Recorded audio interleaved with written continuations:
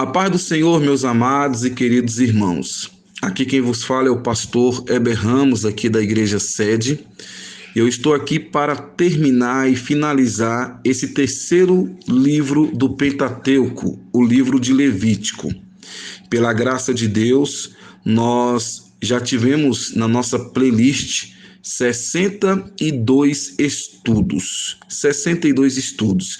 Embora o livro de Levítico tenha 27 capítulos, mas nós temos essa riqueza aí na nossa playlist, porque tivemos capítulos divididos aí até 4 partes. Então, se você está nos acompanhando aqui pela primeira vez, você aí no nosso canal do YouTube, você tem a playlist Livro de Levítico. E aí você pode estudar e acompanhar tudo aquilo que já foi ensinado. E não apenas a playlist de Levítico, nós temos a playlist de Êxodo e de Gênesis. Isso do Velho Testamento. No Novo, nós temos todos os livros do Novo Testamento. Tudo está aí no nosso canal do YouTube, IEPBC Brasil. E se você está me escutando pela primeira vez, entre no nosso canal, se inscreva, compartilhe, clique lá no sininho para receber as notificações e as novidades do canal, e Deus vai te abençoar grandemente. É um canal 100% cristão e um canal que o objetivo é divulgar a palavra de Deus. O nosso tema é compromisso com Deus e a sua palavra. Então vamos lá para o último estudo desse livro, o livro de Levítico. Então hoje nós vamos terminar e hoje é o 63º estudo, para a honra e para a glória do Senhor Jesus. O nosso pastor Gedeon Júnior, que é o coordenador desse trabalho, eu quero aqui agradecer pela confiança. Ele fez a abertura, fazendo a introdução. Interessante, irmãos, no dia 16 de novembro foi no ar o nosso primeiro estudo de Levítico, 16 de novembro. Aí tivemos aí toda a equipe do pastor Arnaud, presbítero Renato, pastor Moisés, diácono Adailto, diácono Rafael, lá de Serra Bonita, e aqui da sede, evangelista Joel Ramos e o pastor Cícero. Amém? E esse que vos fala, pastor Heber Ramos, finalizando esse estudo. E eu quero agradecer também a nossa pastora Loide Ramos, que é a pastora presidente de todo o nosso ministério. Então vamos lá. Esse livro de Levítico aqui, nós vimos uma série de regras para avaliação de diversas coisas. Então esse último capítulo, você pode observar, você que já leu esse capítulo de número 27, o último capítulo você pode observar que é Deus falando para Moisés, Deus conversando com Moisés no Monte Sinai. Então esse último capítulo, ele continua nos mostrando que temos um Deus extremamente organizado. Isso foi possível ver ao longo de todo o nosso estudo do livro de Levítico. E que esse Deus, que é o nosso Deus, estava dando ao seu povo instruções que garantiriam que eles teriam bem-estar em todas as áreas da sua vida e estariam muito acima das outras nações. Isso, claro, se obedecesse os mandamentos. Agora é importante lembrar também que, embora na nova aliança em Cristo, as práticas cerimoniais da religião tenham mudado, mas os princípios por trás delas permaneciam os mesmos. Não mudou nada, permaneceram a mesma coisa. Então nós temos um Deus bom que deseja cuidar de nós, e ele não quer uma religiosidade vazia e sem sentido, mas que o seu povo seja inteligente, bem cuidado e que tenha paz em todos os aspectos de sua vida. Então, ao ler esse último capítulo, e com certeza todo o livro de Levítico que nós já aprendemos, ao ler esse livro, o que a maioria dos leitores enxerga é apenas um monte de regras, mas o que deve chamar a nossa atenção é a riqueza de princípios práticos que existem por trás de cada um deles. Então, o significado desse último capítulo de Levítico 27, ele vai tratar das coisas dedicadas ou prometidas ao Senhor. As pessoas muitas vezes juraram coisas a Deus por gratidão, por sua bondade com elas, e geralmente isso aconteceu diante de uma crise que havia ou que estavam enfrentando. Então, observe, é um diálogo aqui nesse último capítulo. Na verdade, é um monólogo, né? Porque só quem fala aqui é Deus. E Moisés está atentamente ouvindo a voz de Deus. Então, nós temos aqui um monólogo de Deus, Deus falando diretamente a Moisés. As últimas instruções aqui no livro de Levítico. Então, ele vem dizendo aqui, eu vou ler até o versículo 7. E diz assim a palavra do Senhor. Versículo 1, capítulo 27. Falou mais o Senhor a Moisés, dizendo: Fala aos filhos de Israel e dize-lhes: quando alguém fizer particular voto, segundo a tua avaliação, serão as pessoas ao Senhor. Se for a tua avaliação de um varão da idade de 20 anos até a idade de 60, será a tua avaliação de 50 ciclos de prata, segundo o ciclo do santuário. Porém, se for fêmea, a tua avaliação será de 30 ciclos. E se for de 5 anos até 20, a tua avaliação de um varão será de 20 ciclos e da fêmea de 10 ciclos. E se for de 1 mês até 5 anos, a tua avaliação de um varão será de 50 ciclos de prata. E a tua avaliação da fêmea será de 3 ciclos de prata. E se for de 60 anos e acima do varão, a tua avaliação será de 15 ciclos e da fêmea de 10 ciclos. O que está acontecendo aqui e o que Deus está falando a Moisés? Em resumo, é o seguinte: se a pessoa que fizer um voto para se dedicar ao serviço do tabernáculo, ele vai lá e se oferece para trabalhar no tabernáculo. Mas lá no futuro, lá na frente, ele deseja se livrar desse voto, desse tipo de compromisso. Então ele vai ter que fazer o quê? Pagar para se libertar. Por quê? Porque Deus sabia que os homens fariam votos que não seriam capazes de realizar. Isso acontece muito conosco. Muitas das vezes isso acontece muito na virada do ano. Na virada do ano, geralmente, nós temos o costume de fazer muitos votos a Deus. Estamos ali naquele ambiente, né? Na igreja, e aquele ambiente ali, muitos de joelhos, chorando. Alguns passaram um ano muito difícil, muito complicado, e aí eles se ajoelham e começam a fazer votos a Deus.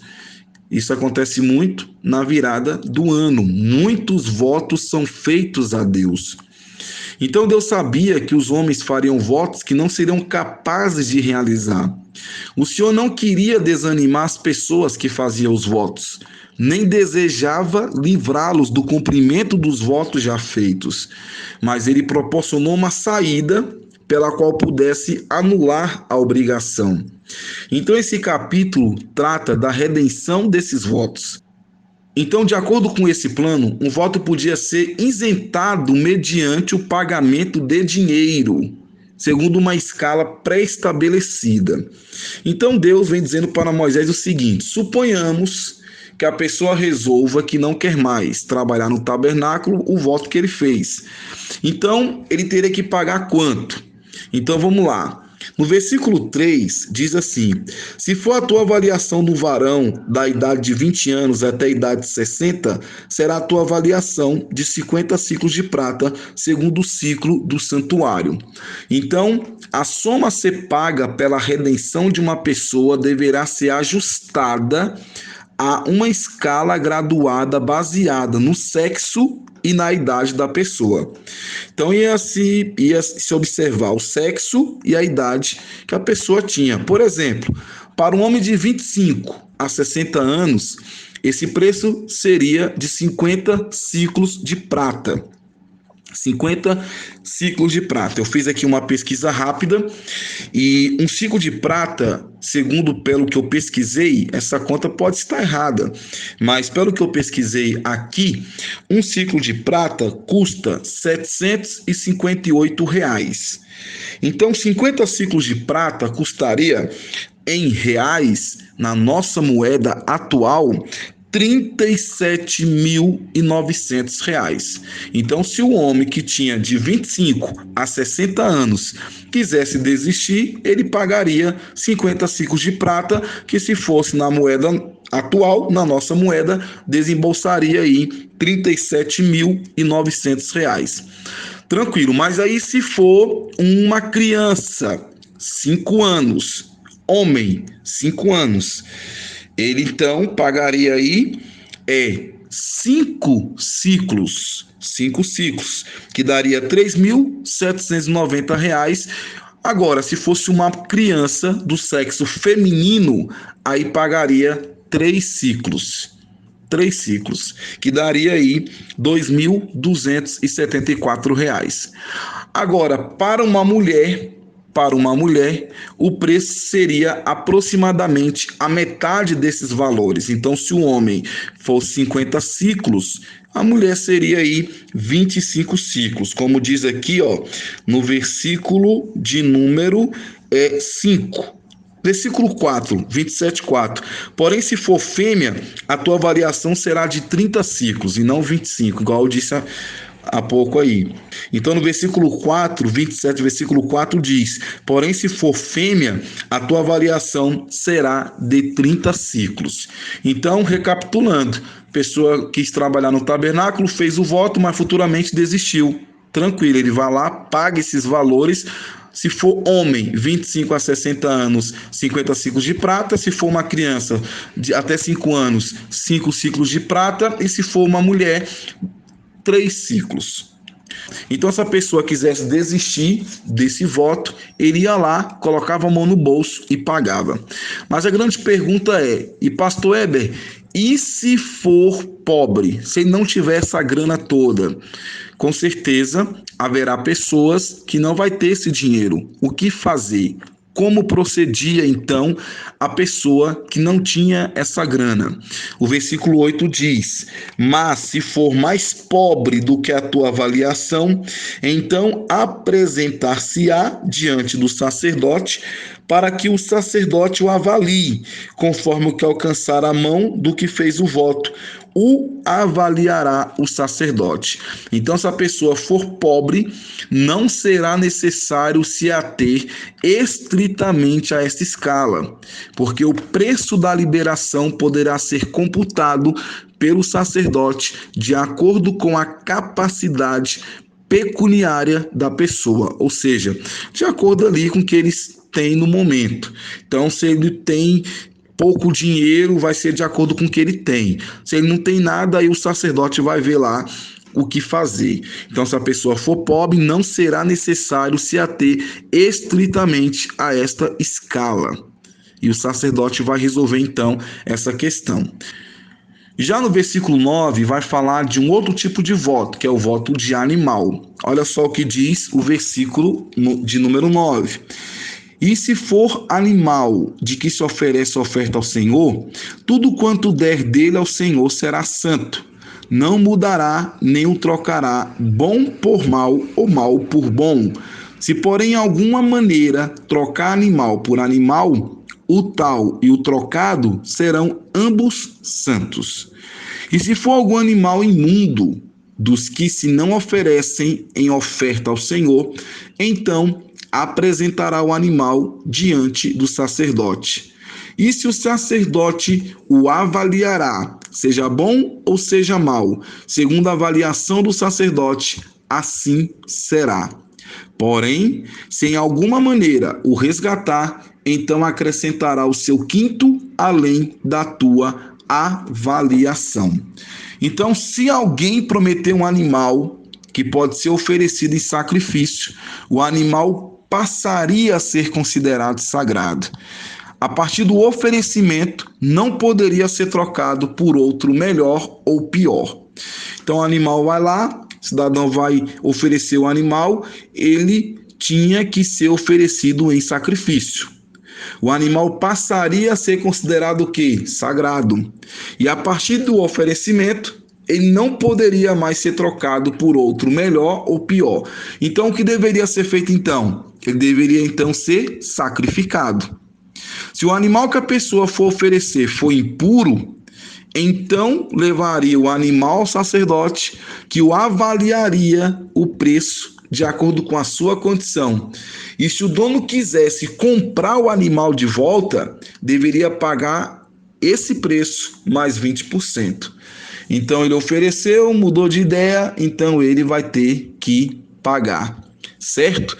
Agora, se ele deu um animal lá em sacrifício, o animal já era, ele era considerado sagrado. E aí, depois que ele fosse considerado sagrado pelo sacerdote, não poderia mais ser trocado por um melhor ou pior. Aí o que acontecia? Ele tinha que ser sacrificado. Isso dos animais puros. Agora, se ele levou um animal impuro, então o sacerdote avaliaria o preço de acordo com a sua condição. Tá certo? Outro voto. A pessoa oferecia a sua casa. Versículo 14. Olha o que acontece, versículo 14. E quando algum santificar a sua casa para ser santa ao Senhor, o sacerdote avaliará, seja boa, seja má, como o sacerdote avaliar, assim será. Mas se o que santificou resgatar a sua casa, então acrescentará o quinto a mais do dinheiro da tua avaliação e será sua. Então, se alguém resolver se dedicar a sua casa ao Senhor, o sacerdote faria a avaliação da casa e pagaria o preço. E aí, beleza, a pessoa desistiu.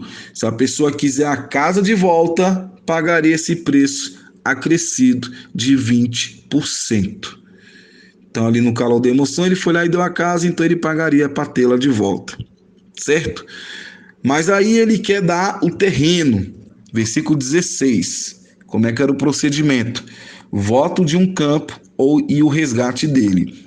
No 16 diz: se também alguém santificar ao Senhor uma parte do campo da sua possessão, então a tua avaliação será segundo a sua semente. Um gomer de semente de cevada será avaliada por 50 siclos de prata. Se santificar o seu campo desde o ano do jubileu, conforme a tua avaliação, ficará. Mas se santificar o seu campo depois do ano do jubileu, então o sacerdote lhe contará o dinheiro conforme os anos restantes até o ano do jubileu, e isto se abaterá da tua avaliação. E se aquele que santificou o campo de alguma maneira o resgatar, então acrescentará o quinto a mais do dinheiro da tua avaliação e ficará seu. E se não resgatar o campo ou se vender o campo a outro homem, nunca mais se resgatará. Porém, havendo o campo saído do ano do jubileu, será santo ao Senhor, como campo consagrado, e possessão dele será do sacerdote. E se santificar o Senhor o campo que comprou, e não for do campo da sua possessão, então o sacerdote lhe contará a soma da tua avaliação até o ano do jubileu, e no mesmo dia dará a tua avaliação por santidade ao Senhor. No ano do jubileu, o campo tornará aquele de quem o comprou, aquele de quem era a possessão do campo, e toda a tua avaliação se fará conforme o ciclo do santuário, o ciclo será de 20 geras. Então, se alguém quisesse oferecer um terreno no que recebeu de herança, o sacerdote então avaliaria a terra de acordo com a quantidade de sementes necessárias para semeá-la. E o valor de 100 quilos de cevada equivaleria ao valor de 50 ciclos de prata.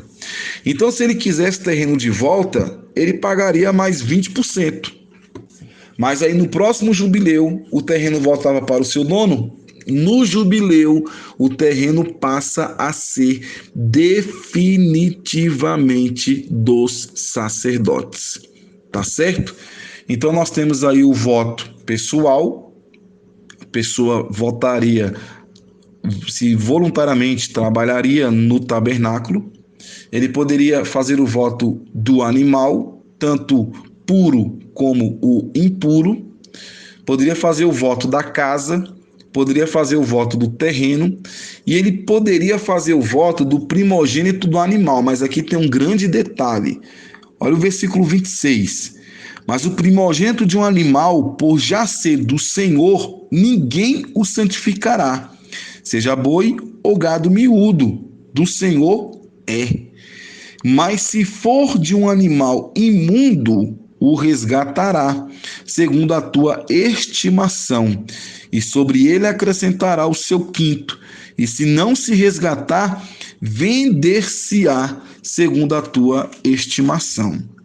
Então, o primogênito do animal, dos animais, melhor dizendo, não poderia ser oferecido ao Senhor, porque eles já eram do Senhor, a não ser que fosse dos primogênitos de animais impuros. Então, se fosse dos animais impuros, ele sim poderia oferecer, mas dos animais puros, não, já era do Senhor todos os primogênitos dos animais. E aí, irmãos, Deus fala com Moisés, nesse último capítulo, que não há resgate para as coisas consagradas. Está aqui no versículo de número 28, que diz assim: todavia, nenhuma coisa consagrada que alguém consagrar ao Senhor, de tudo que tem, de homem ou de animal, ou do campo, da sua possessão, se venderá, nem resgatará. Toda coisa consagrada será uma coisa santíssima ao Senhor. Toda coisa consagrada que for consagrada do homem não será resgatada, certamente morrerá. Também todas as dízimas do campo, da semente do campo, do fruto das árvores são do Senhor, santas são ao Senhor. Porém, se alguém das suas dízimas resgatar alguma coisa, acrescentará o seu quinto sobre ela. No tocante a todas as dízimas de vacas e ovelhas, de tudo que passar debaixo da vara, o dízimo será santo ao Senhor. Não esquadrinhará entre o bom e o mal, nem o trocará, mas se em alguma maneira o trocar, o tal e o trocado serão santos, não serão resgatados. E aí ele finaliza no versículo 34. Estes são os mandamentos que o Senhor ordenou a Moisés para os filhos de Israel no Monte Sinai.